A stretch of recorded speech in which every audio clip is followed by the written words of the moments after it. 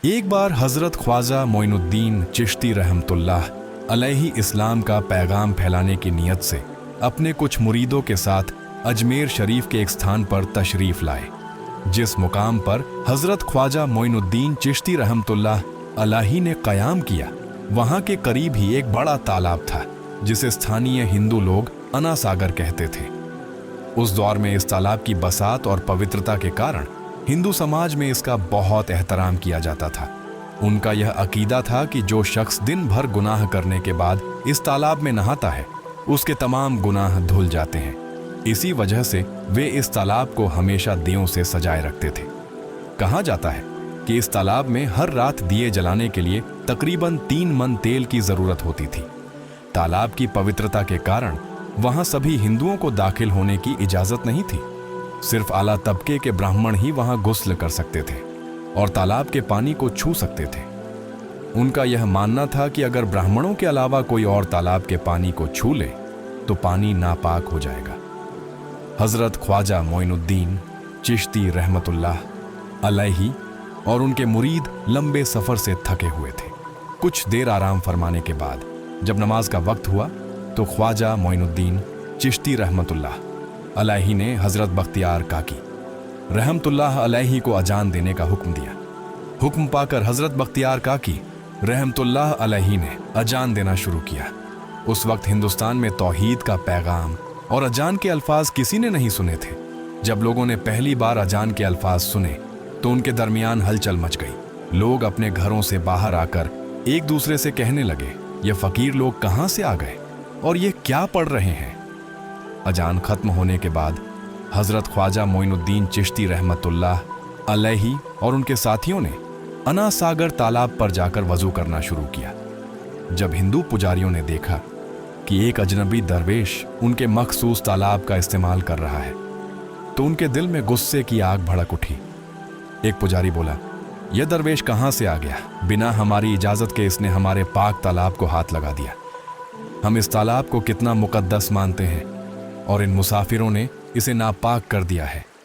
इसका कोई हल निकालना ही होगा। इसके बाद हजरत ख्वाजा मोइनुद्दीन चिश्ती रहमतुल्लाह अलैहि ने तमाम साथियों के साथ मिलकर जमात के साथ नमाज अदा की। लोग यह मंजर देखने लगे और कहने लगे, यह तो कोई अजीब फकीर है। हमारे मंदिरों में सब देवी देवता मौजूद हैं और यह उनकी इबादत न करके किसी नए खुदा की इबादत कर रहा है। अगर मंदिर के बाहर भी कोई खुदा है तो उसे भी मंदिर में रखा जाना चाहिए ताकि लोग उसकी भी पूजा कर सकें। शाम ढलने लगी।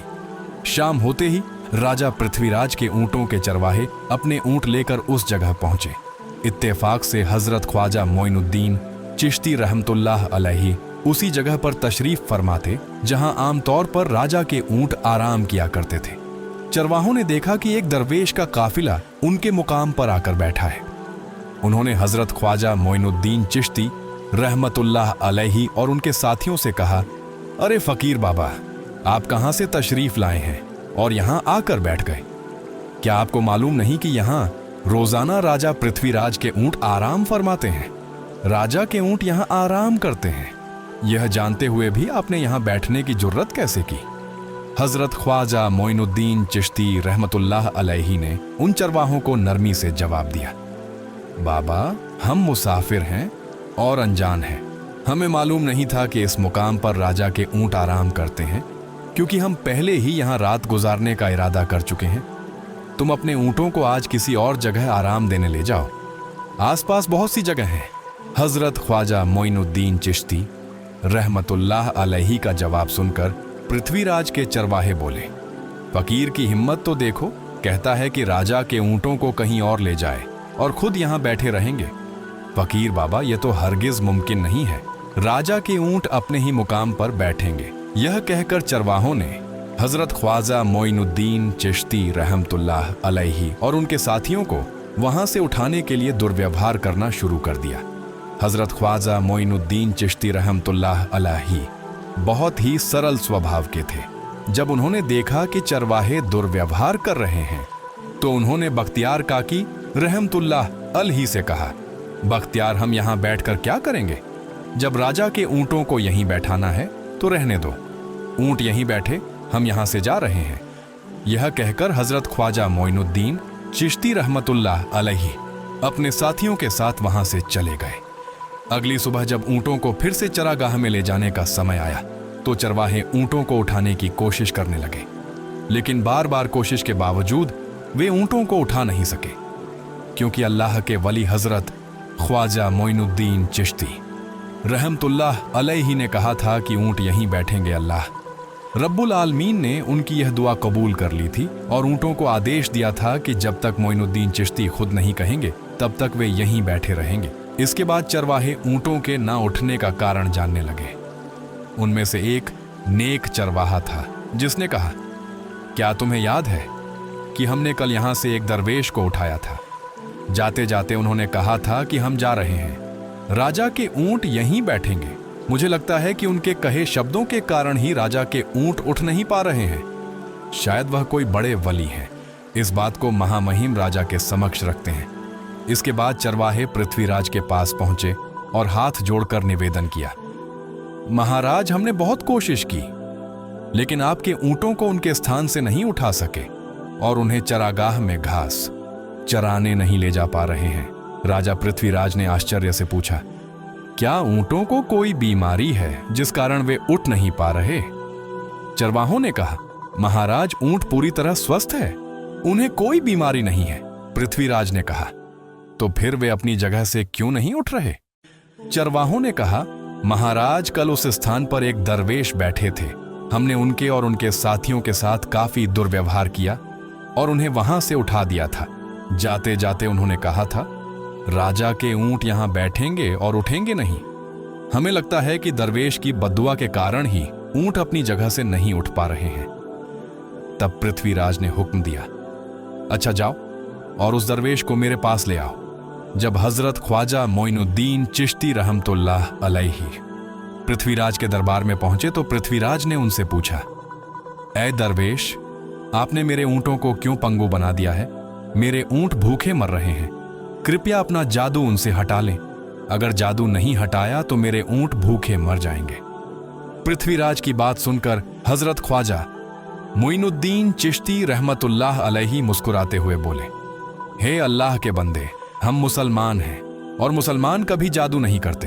तुम्हारे ऊंटों को मैंने नहीं बल्कि इस संसार के पालनहार अल्लाह रब्बुल आलमीन ने बैठाया है। उनकी आज्ञा से ऊंट बैठे हैं और उनकी आज्ञा से ही उठेंगे। लेकिन मैं उस सर्वशक्तिमान से प्रार्थना कर सकता हूं कि वह तुम्हारे ऊंटों को उठने की अनुमति दे। इसके बाद हजरत ख्वाजा मोइनुद्दीन चिश्ती रहमतुल्लाह अलैहि ने अल्लाह से दुआ की, हे अल्लाह, इन ऊंटों को उनकी जगह से उठने की तौफीक दें। हजरत ख्वाजा मोइनुद्दीन चिश्ती रहमतुल्लाह अलैहि की दुआ करते ही चरवाहों ने देखा कि ऊंट अपनी जगह से उठकर चरागाह की ओर बढ़ने लगे। यह दृश्य देखकर चरवाहे चकित रह गए और हजरत ख्वाजा मोइनुद्दीन चिश्ती रहमतुल्लाह अलैहि की करामत की खबर पूरे अजमेर में फैल गई। जैसे जैसे हिंदुओं के बीच हजरत ख्वाजा मोइनुद्दीन चिश्ती रहमतुल्लाह अलैहि की करामत की बातें फैलने लगी और इस्लाम की महानता उनके सामने प्रकट होने लगी, मंदिर के पुजारी भयभीत हो गए। वे सोचने लगे, अगर यही चलता रहा तो सभी हिंदू मुसलमान बन जाएंगे। तब वे पृथ्वीराज के पास पहुंचे और निवेदन किया, महाराज, ये दरवेश हमारे राज्य में अशांति फैला रहे हैं। यदि आपने अभी इनका कोई उचित समाधान नहीं निकाला तो यह दरवेश सभी हिंदुओं को मुसलमान बना देंगे और तब हमारे देवताओं की पूजा करने वाला कोई नहीं बचेगा। आप इन्हें यहां से भगा दें, नहीं तो ये हमें यहां से बाहर निकाल देंगे। महाराज, हम आपको एक और भयावह बात बताना चाहते हैं। यह दरवेश कहते हैं कि जिन मूर्तियों की हम पूजा करते हैं वे पूजनीय नहीं है। उनका कहना है कि यह केवल निर्जीव पत्थर है जिनमें कोई शक्ति नहीं है। यह साधारण लोगों को इस तरह की बातें बताकर भ्रमित करना चाहते हैं। सबसे आपत्तिजनक बात यह है कि यह दरवेश हर दिन 5 बार हमारे पवित्र तालाब में हाथ लगाकर उसे अपवित्र कर रहे हैं। पुरोहितों की बात सुनकर पृथ्वीराज ने हजरत ख्वाजा मोइनुद्दीन चिश्ती रहमतुल्लाह अलैहि को बुलाया।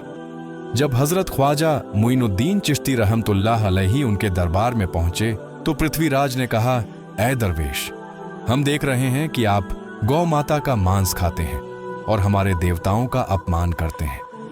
हमारे धर्म के बारे में तरह तरह की उल्टी सीधी बातें कर रहे हैं। हम यह सहन नहीं कर सकते।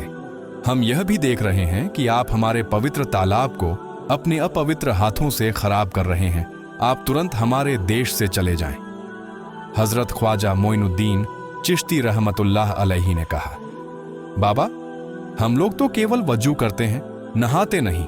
अगर पूरी देह के स्पर्श से आपके तालाब का पानी खराब नहीं होता है तो केवल हमारे हाथ और चेहरे के पानी से तालाब अपवित्र कैसे हो सकता है? यह सुनकर पृथ्वीराज ने कहा, वे सभी लोग हमारे धर्म के हैं, जबकि तुम लोग कहीं और से आ गए हो। तुम हमारे धर्म के नहीं हो, इसलिए तुम्हारे हाथ लगाने से हमारा तालाब अपवित्र हो जाता है। तब हजरत ख्वाजा मोइनुद्दीन चिश्ती रहमतुल्लाह अलैहि ने कहा, अच्छा बाबा, हम अब आपके तालाब के पानी को हाथ नहीं लगाएंगे, लेकिन हमें पानी की जरूरत है, तो हम चाहते हैं कि केवल एक बर्तन में पानी ले लें। पृथ्वीराज ने कहा, ठीक है, तुम पानी ले सकते हो, लेकिन तुम्हारा बर्तन तालाब में लगे, तुम्हारे हाथ नहीं। अगर तुम्हारे हाथ स्पर्श करें तो हम इसके खिलाफ सख्त कार्रवाई करेंगे। राजा के साथ सहमति के बाद हजरत ख्वाजा मोइनुद्दीन चिश्ती रहमतुल्लाह अलैहि ने अपने मुख्य खलीफा बख्तियार काकी रहमतुल्लाह अलैहि से कहा, बख्तियार, जाओ और राजा के तालाब से एक बर्तन में पानी ले आओ, लेकिन बहुत सावधानी से पानी लेना, ताकि तुम्हारा हाथ तालाब के पानी को छू ना सके। बख्तियार काकी रहमतुल्लाह अलैहि हजरत ख्वाजा मोइनुद्दीन चिश्ती रहमतुल्लाह अलैहि के आदेश का पालन करते हुए आना सागर से पानी लेने गए। उन्होंने बर्तन को तालाब में डुबोया और उनका हाथ पानी को नहीं छू सका, क्योंकि चमत्कारवश पूरा तालाब एक छोटे बर्तन में समा गया। आना सागर पूरी तरह से सूख गया और उसकी तली में केवल सूखी रेत दिखाई देने लगी। जब पुरोहितों ने देखा कि उनके पवित्र तालाब में एक भी बूंद पानी नहीं बची है और वह मरुस्थल की तरह सूख गया है, तो वे घबराते हुए राजा पृथ्वीराज के पास गए और बोले, महाराज, यह तो भारी संकट हो गया है। पृथ्वीराज ने पूछा, क्या हुआ? पुरोहितों ने कहा, उस दरवेश ने हमारे पूरे तालाब का पानी ले लिया है। अब हमारे पवित्र तालाब में एक बूंद भी पानी नहीं है। अगर इस तालाब में पानी नहीं होगा तो हम अपने पापों का प्रायश्चित कैसे करेंगे? दूर दूर से हजारों हिंदू लोग इस तालाब में स्नान करने आते हैं ताकि वे अपने पाप धो सके। अगर पानी नहीं रहेगा तो वे यहां आना बंद कर देंगे, जिससे हमारा बड़ा नुकसान होगा और अजमेर की मान मर्यादा मिट्टी में मिल जाएगी। पृथ्वीराज गहरे विचार में पड़ गए। वे हजरत ख्वाजा मोइनुद्दीन चिश्ती रहमतुल्लाह अलैहि के खिलाफ कोई कठोर कदम उठाने से झिझक रहे थे, क्योंकि उन्हें आशंका थी कि अगर उन्होंने दरवेश के खिलाफ सैनिक भेजे और दरवेश ने सैनिकों पर भी जादू कर दिया तो उनकी परेशानी और बढ़ जाएगी। इसलिए उन्होंने कहा, तुम लोग जाओ और उस दरवेश को मेरे पास बुला कर लाओ। मैं देखता हूं कि वह क्या चाहता है। अगर उसकी मांग उचित होगी तो हम उसे मान लेंगे, और यदि उचित नहीं हुई तो हम माफी मांगकर अपना तालाब का पानी वापस ले लेंगे। जब हजरत ख्वाजा मोइनुद्दीन चिश्ती रहमतुल्लाह अलैहि पृथ्वीराज के दरबार में पहुंचे तो पृथ्वीराज ने कहा, ए बाबा, आपने हमारे तालाब का सारा पानी ले लिया है। हम अपने पापों का प्रायश्चित कैसे करेंगे? पूरे दिन के पाप हम इस तालाब में स्नान करके धोते हैं। अगर तालाब में पानी नहीं होगा तो हम अपने पाप कैसे धोएंगे? हजरत ख्वाजा मोइनुद्दीन चिश्ती रहमतुल्लाह अलैहि ने उत्तर दिया, देखो बाबा, तुम्हारे पास आना सागर है, पर दुनिया के हर कोने में ऐसा तालाब नहीं है, तो क्या वे लोग अपने पाप कैसे धोएंगे? पापों को धोने की ताकत इस तालाब के पानी में नहीं है। पापों को माफ करने वाला केवल अल्लाह है, जिसने आकाश, धरती और पूरी सृष्टि बनाई है। उसकी इजाजत के बिना एक पत्ता भी नहीं हिलता। इसलिए मैं तुम्हें इस भ्रम को छोड़कर सही राह पर आने की दावत देता हूं। वहां मौजूद हजारों हिंदू हजरत ख्वाजा मोइनुद्दीन चिश्ती रहमतुल्लाह अलैहि की बातें मंत्रमुग्ध होकर सुन रहे थे। इसके बाद उन्होंने कहा, जाओ बख्तियार, जिस बर्तन में तुमने तालाब का पानी लिया था उसे वापस तालाब में डाल आओ। बख्तियार काकी रहमतुल्लाह अलैहि हजरत ख्वाजा मोइनुद्दीन चिश्ती रहमतुल्लाह अलैहि के हुक्म से आना सागर में बर्तन का पानी डालने गए। जैसे ही बर्तन का पानी तालाब में डाला आना, सागर फिर से पानी से लबालब भर गया। इस चमत्कार को देखकर वहां मौजूद कई हिंदुओं ने कलमा पढ़कर इस्लाम कबूल कर लिया। यह देखकर हिंदू पुरोहितों और पंडितों की चिंता बढ़ गई। वे पृथ्वीराज के पास गए और बोले, महाराज, यदि अब कोई उपाय नहीं किया गया तो सारे हिंदू मुसलमान हो जाएंगे। पृथ्वीराज ने कहा, मुझे सलाह दो, इस दरवेश का मुकाबला कैसे किया जा सकता है। पुरोहितों ने कहा, यह दरवेश एक बड़ा जादूगर है, इसलिए इसका मुकाबला भी जादू से करना होगा। हमारे बीच एक बड़े पुरोहित और जादूगर रामदेव हैं, उन्हें इसके मुकाबले में भेजें। अगर वह जादू से इसे हरा सके तो हम अपने हिंदू धर्म का गौरव फिर से प्राप्त कर सकेंगे। पृथ्वीराज ने रामदेव को बुलाकर कहा, रामदेव, मैं तुम्हें इस दरवेश को जादू से हराने की जिम्मेदारी दे रहा हूं। अगर तुम उसे हरा सके तो हम अपने धर्म का गौरव फिर से पा सकेंगे। रामदेव ने पृथ्वीराज को आश्वस्त करते हुए कहा, महाराज, आप चिंता ना करें, इस दरवेश को हराना मेरे लिए बहुत आसान है। मैं आपके समक्ष हमारे धर्म का गौरव वापस लाकर रहूंगा। इसके बाद रामदेव अपने साथियों के साथ हजरत ख्वाजा मोइनुद्दीन चिश्ती रहमतुल्लाह अलैहि के सामने मुकाबले के लिए पहुंचा। उसने कहा, मोइनुद्दीन, अगर तुम में ताकत है तो मुझसे जादू का मुकाबला करो। मैंने तुम जैसे बहुत से जादूगरों को हराया है, तुम्हें हराना तो मेरे लिए साधारण बात है। हजरत ख्वाजा मोइनुद्दीन चिश्ती रहमतुल्लाह अलैहि ने उसकी बातों का कोई जवाब नहीं दिया। रामदेव ने देखा कि हजरत ख्वाजा मोइनुद्दीन चुप है, तो उसने गाली गलौज करना शुरू कर दिया। जब रामदेव अपनी हदें पार कर गया तो हजरत ख्वाजा मोइनुद्दीन ने उसकी आंखों में देखते हुए कहा, रामदेव, तू चिल्ला रहा है, लेकिन मैं तेरे माथे पर ईमान की रोशनी देख रहा हूं। हजरत ख्वाजा मोइनुद्दीन चिश्ती रहमतुल्लाह अलैहि की यह बात सुनते ही रामदेव कांपने लगा और उसी क्षण अल्लाह रब्बुल आलमीन ने उसके दिल में ईमान की रोशनी डाल दी। रामदेव हजरत ख्वाजा मोइनुद्दीन चिश्ती के चरणों में गिर पड़ा और बोला, हे अल्लाह के वली, मैंने आपके साथ बहुत बेअदबी की है, मुझे माफ करें और मुझे कलमा पढ़ाकर इस्लाम की राह दिखाएं। हजरत ख्वाजा मोइनुद्दीन चिश्ती रहमतुल्लाह अलैहि ने रामदेव को कलमा पढ़ाया और उनका नाम रखा मोहम्मद सादिक। इतिहास बताता है कि बाद में रामदेव मोहम्मद सादिक के रूप में एक बड़े अल्लाह के वली बन गए। प्रिय पाठकों, सोच जो रामदेव हजरत ख्वाजा मोइनुद्दीन चिश्ती को पराजित करने आए थे, वही अब उनके हाथ में हाथ देकर इस्लाम की शांति की छाव में आ गए। यह अल्लाह रब्बुल आलमीन का चमत्कार और शक्ति है जो जिसे चाहे हिदायत दे सकते हैं। आमीन।